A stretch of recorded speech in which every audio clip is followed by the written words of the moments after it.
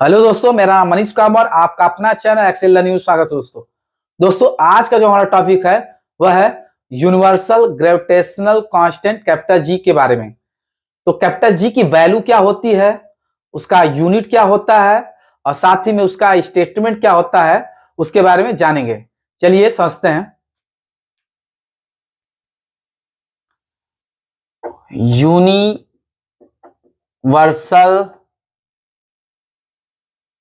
Gravitational constant capital G. तो दोस्तों कोई बता सकता है कैपिटल जी का वैल्यू किसने डिटरमाइन किया था? सोचिए, सोच के बताइए। न्यूटन ने ना? रॉन्ग है। न्यूटन ने नहीं बल्कि हेनरी कैवेंडिश ने डिटरमाइन किया था कैपिटल जी की वैल्यू। न्यूटन ने तो केवल वो दो बॉडी के बीच लगने वाले फोर्स को डिटरमाइन किया था, ठीक है। और उसमें जो कांस्टेंट आता है यानी कैपिटल जी जो आती है उसकी वैल्यू किसने डिटरमाइन किया था? हेनरी कैवेंडिश ने। लिख देते हैं, हेनरी कैवेंडिश साइंटिस्ट थे, उन्होंने डिटरमाइन किया था, ठीक है। और न्यूटन ने क्या किया था?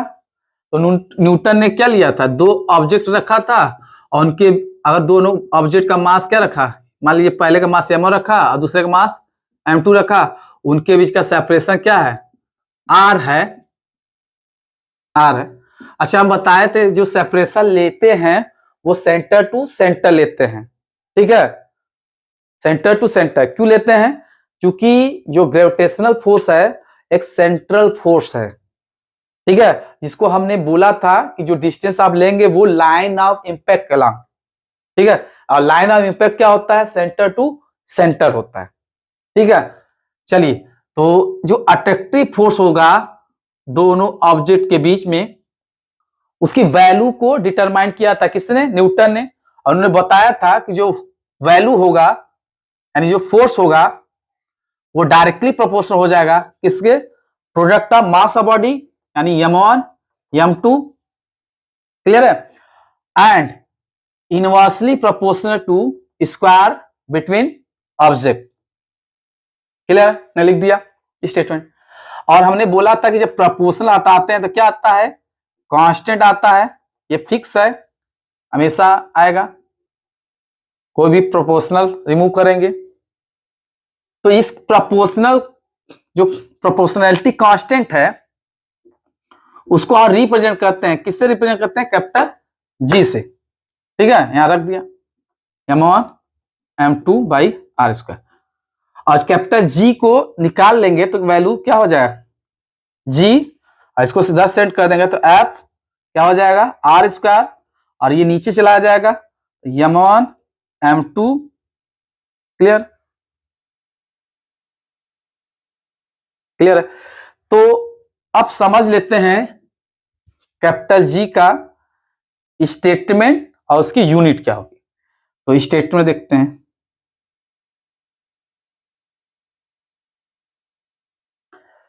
तो अगर करते क्या है, इफ दोनों बॉडी का जो मास है वो 1 kg हो जाए यानी यूनिट हो जाए m1 equal to m2 equal to equal and 1 kg, value is 1 kg, और क्या हो जाए उनके बीच का जो सेपरेशन है यानी r की जो वैल्यू हो जाए वो 1 मीटर स्क्वायर हो जाए, सॉरी 1 मीटर हो जाए, ठीक है।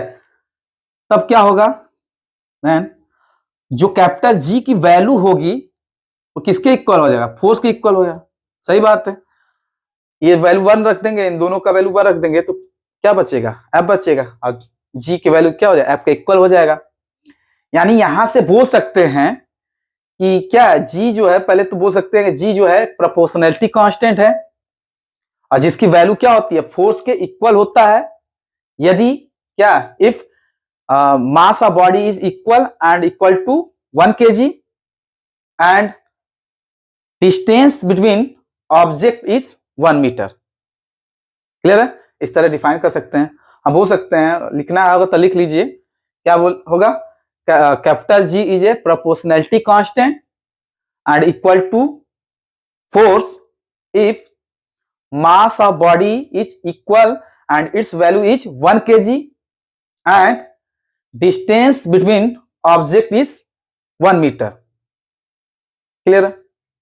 चलिए अब इसकी कैपिटल जी की यूनिट क्या होगी ये देख लेते हैं।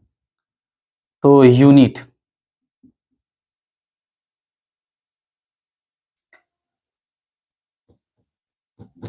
तो यूनिट तो यही से निकाल सकते हैं जी। फोर्स की यूनिट क्या होती है बताइए, न्यूटन होता है। आर डिस्टेंस है, डिस्टेंस की यूनिट मीटर, और उसके पावर 2 है तो पावर 2 रख देते हैं। और दो मास है यहाँ पर m1 m2, तो मास का यूनिट क्या होता है केजी, और केजी का स्क्वायर हो जाएगा।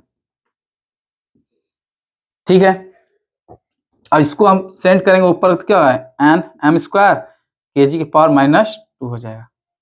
ठीक है, अगर आपसे पूछा जाए कि कैपिटल जी की वैल्यू क्या होगी, तो किसी ने बताया था हेनरी, और कितना वैल्यू बताया था देख लीजिए।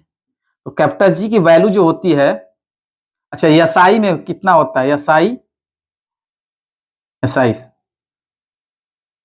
एसआई यूनिट में लिख देते हैं, होता है 6.67 इंटू 10⁻11, और यूनिट लिख देंगे न्यूटन मीटर स्क्वायर केजी की पावर -2।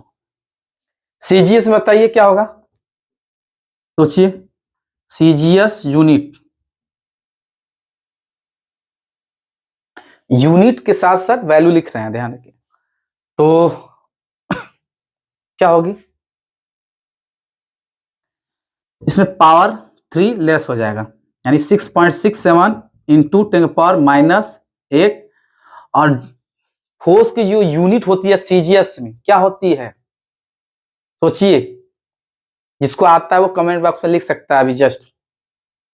चलिए हम बताते हैं क्या होता है। फोर्स की यूनिट क्या होती है, टाइम, चुड़ैल वाला डाइन। ठीक है, सीजीएस में डाइन होता है, और लेंथ का सीजीएस यूनिट क्या होती है सेंटीमीटर, यहां लिख देते हैं सेंटीमीटर। पावर 2 है, पावर 2 लगाना पड़ेगा। अब मास का सीजीएस यूनिट ग्राम होता है, लिख दीजिए ग्राम पावर -2। चलिए ये हो जाएगा। अब आपसे पूछा जाए कैपिटल जी जो है एक वेक्टर क्वांटिटी की स्केलर क्वांटिटी है, सोचिए वेक्टर क्वांटिटी है ना, जैसे फोर्स एक वेक्टर क्वांटिटी है, गलत है। याद रखिएगा कैपिटल जी एक क्या है स्केलर क्वांटिटी है। क्यों स्केलर क्वांटिटी है, क्योंकि एक कांस्टेंट वैल्यू है, एक नंबर को रिप्रेजेंट करता है, और नंबर जो होता है एक स्केलर क्वांटिटी है। कहीं पर भी देख लीजिए अगर नंबर है, चाहे रियल नंबर अगर बोल दें रियल नंबर है, और रियल नंबर सब हर टाइप के नंबर आ जाते हैं खाली इमेजिनरी नंबर को छोड़ करके, तो जितने भी नंबर होते हैं वो क्या होते हैं एक स्केलर क्वांटिटी होते हैं, नोट कर लीजिएगा।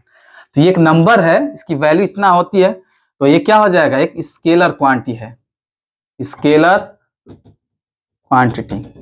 तो सोचने की जरूरत नहीं है, दिमाग में बैठा लीजिए कोई भी नंबर है तो स्केलर होगा।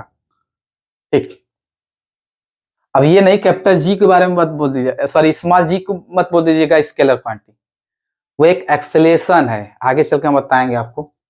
चलिए हाँ, नोट कर लीजिए। चलिए आज के बस इतना ही। Have a nice day, meet you next class, all the best.